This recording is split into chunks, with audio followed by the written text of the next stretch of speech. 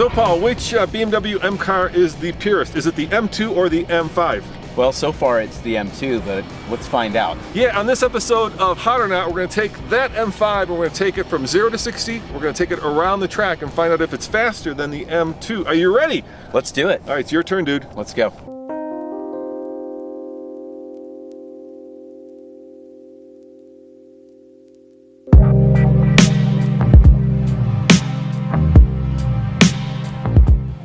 Okay, 0 to 60 in the M2. Let's see what it does.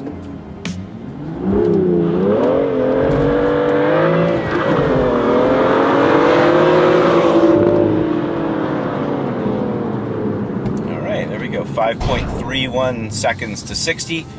And again, at the altitude, we're at about 5,400 feet or so. That's pretty good compared to sea level. And turbo can help compensate for that, but it doesn't really... they're not really usually able to fill in all the horsepower, especially up at the upper RPMs, which you really need for these full throttle runs.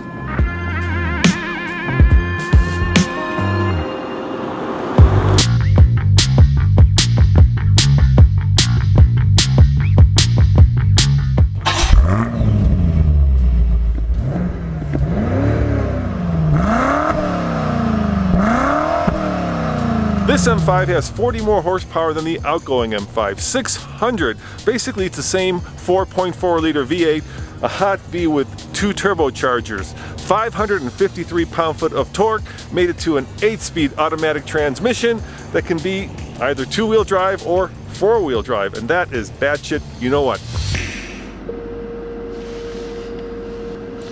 Why do I just have a constant beat? Shut up. Can't get this freaking tone to stop. Alright, so I'm setting it up here in the M setup mode, and I've turned off stability control, and I'm going to do a launch in 4-wheel drive sport. And let's see what she does. So full left foot brake and launch.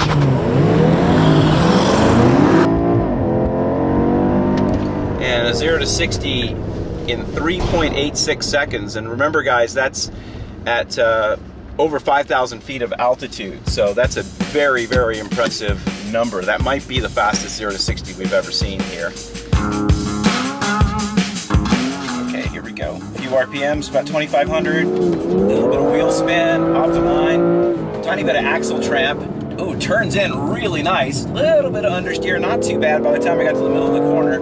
Up to third, over the hump. Sliding along nicely here, lots of grip. Wow, I like that. Steering's a little vague, but the ratio's good and it's quick enough. So not a lot of feel, but all that seems to be working. Brakes are nice and bitey and lots of mid-corner grip. So I like the balance of this car. It feels really nice going through here. And it keeps putting power down. It's just slowly lighting the tires all the way through there. It was really a nice feeling, very efficient coming off the corner. Turning it in here, dodging the birds, onto the gas. One more turn to go. I like it. It's an honest little car, and what I'll say about it versus an M3, M4, much better balanced. Those cars tend to understeer kind of grossly or oversteer kind of grossly. This has more of kind of a happy middle ground where it has a nice balance, takes a set, and you can just drive the thing. And so yeah, really good little car.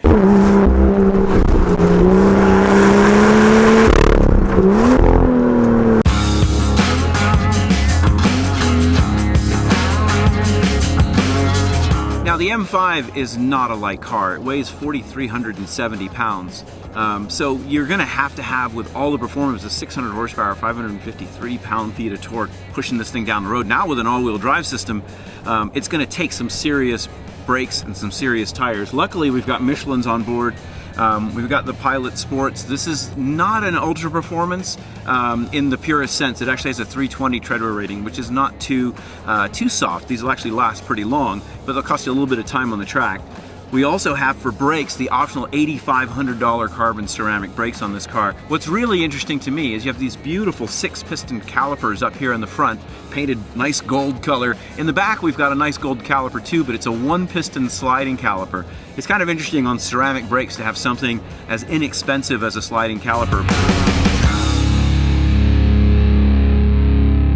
it's obviously a heavier car, Yeah. but all-wheel drive, 600 horsepower, and a lot of grippy tire. It's got a shot.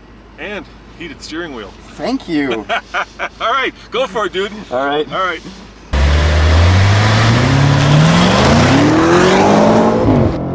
All right, here we go in the new M5. Let's see what we can get. It's in all-wheel drive mode, and it puts the power down like a crazy thing. It's awesome to drive. Just trying to carry some speed through here and see if we can get to that 101 of the Corvette. Just sliding gently. It's really good. I mean, it's very nice to drive. The old M5 was very touchy. It didn't have a very achievable limit. It tended to snap a lot. This one is much nicer. And I guess the all-wheel drive has a lot to do with it, but the chassis is just better, you know? So I like how this car drives. It feels more M2, which is awesome. And the old M5, again, not so awesome. All-wheel drive, just lighting the tires. And on the brakes for the stop. This thing's just hauling well over 100 on the straight there, and not much room. Cool car, nice job BMW. How ultimately fast is it? I think it gets handicapped, of course, by its weight. Yeah, That's 2.56. That's it. Yeah, that's good. That's it. I Yep. felt like you were fighting it a little bit there. No, I'm not fighting it. It's just it's a lot of car on this track. Yeah. So It's a tight track. So even with all-wheel drive, I'm spinning the tires off the corners, and it's good. Yeah. It's a really good car to drive. Really fun. Now, let's see what I say in two-wheel drive. I'm curious, man. This is going to be... It's going to be 2 or 3 seconds slower. Okay. And I'm going to work a lot harder. All right. But let's see. All right, Let's see how good it is to drive. All right, yeah.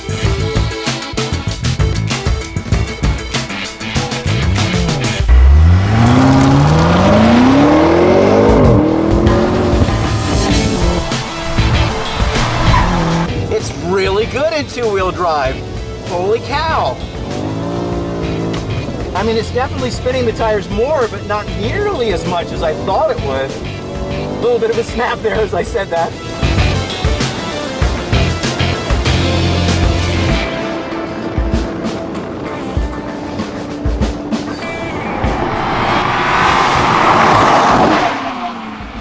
He's right. Paul's right. 105.16. So, like, you know, a couple seconds slower. Yeah, after the first corner, I actually had to check because I thought it was still in all-wheel drive. It put the power down so well coming out of the corner. For sure, 600 horsepower rear-wheel drive, you're going to end up doing more drifting than lap time in a car like this. But it does have the poise that if you want to be patient with it, it's really good to drive in two-wheel drive, you know, just from a driving enjoyment standpoint. This M5 has a mind-blowing $27,000 worth of performance BMW parts on it, and that includes a gas guzzler tax. Now, if it were my money, there's no doubt I would get the M2, but I know that Paul is in love with this car on the track. The question I'm asking myself is just how does it do on the road? And there's only one way to find out, and that is to take it into the canyons and see if it's a true canyon carver.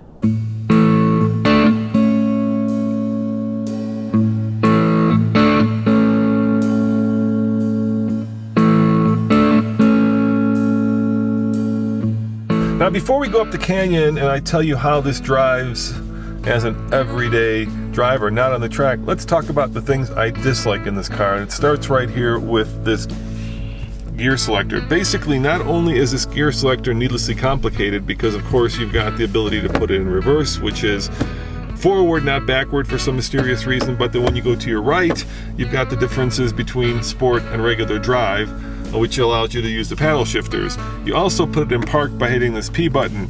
It gets very complicated very quickly, especially when you consider that over here you can turn the traction control off. This button lets you select 3 different drive modes, from Sport Plus to Efficient to Sport. This button lets you change the suspension settings from comfortable to sport.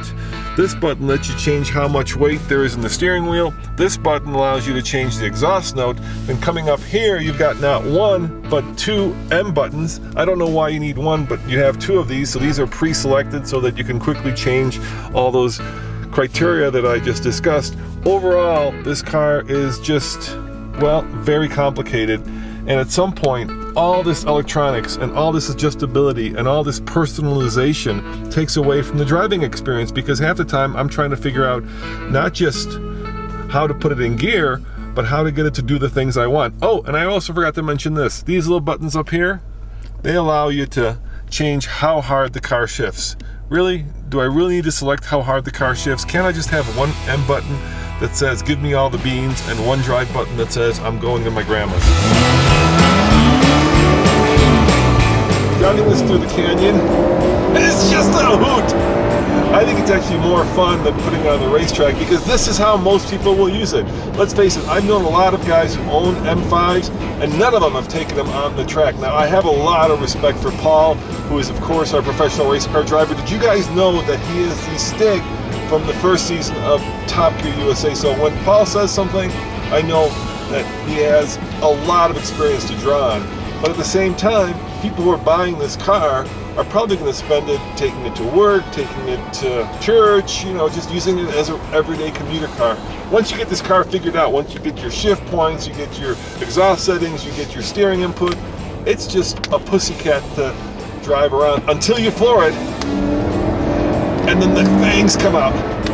I am doing, well, I can't tell you how much I'm doing, because I'm about to drive up the Subaru's, you know what. It's that kind of a car, the kind of car that inspires all-wheel drive confidence in the winter, and yet at the same time, you know that when you line up at a stoplight against any other car, you are probably going to take that car. Now, when I first drove this on the track, I made kind of an interesting statement. I said that it needs a couple hundred more horsepower, and everybody said, you're crazy! Why does it need more horsepower? And that's because we live in a world where this car, which costs over $120,000, in a way is also competing with the Demon, which has 840 horsepower, which is 240 horsepower more and $50,000 less. That's like a Golf R plus motorcycle thrown in. And that is a serious chunk of change. Of course, this is more sophisticated. Of course, this will take the Demon on a racetrack all day long, but most of us do not drive cars on the racetrack. We drive them on the road. At which point, at a stoplight, an 840 horsepower Demon that costs $50,000 less will be a serious contender to this car. So we're living in a world where we've changed the amount of horsepower that now supercars have, and everything is going up. There's horsepower inflation, and so today 600 horsepower is a lot, but 800 would be better, and that was my point. But overall, as an everyday driver, I lust after this car. I love this car. I wish I could afford this car. I think that BMW did a hell of a job in making a car that is both racetrack ready and road ready, and just puts, you know, a huge smile on my face, because my face is going like this every time I speed up.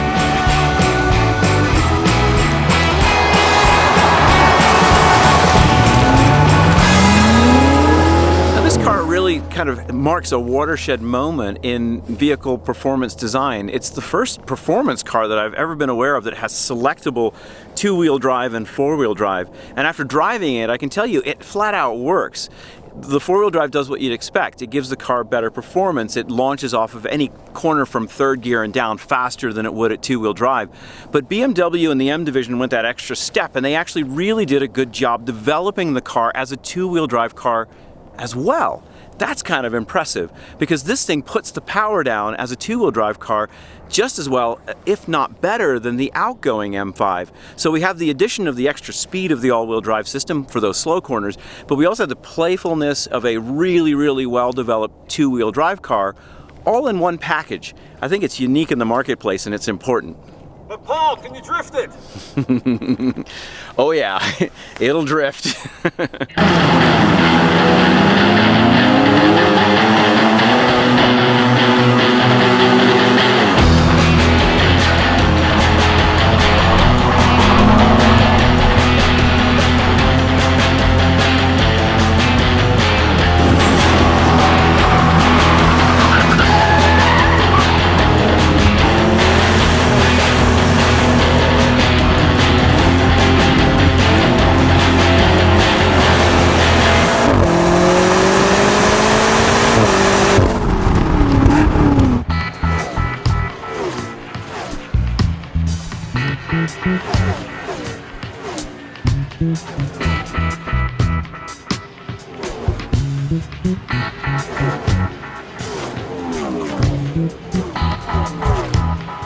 Paul, if you had $129,000 burning a hole in your pants because that's how much that car cost, would you rather have that or 2.5 M2s?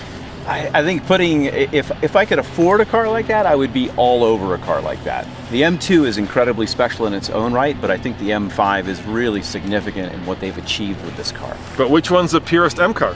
The purest, you'd have to go with the M2. And is this one hot or not? It's absolutely hot. I agree, this is a sizzling hot car. As always, this is Roman. And this is Paul. Saying thanks for watching, and check out tflcar.com for more news, views, And real world reviews. he said it.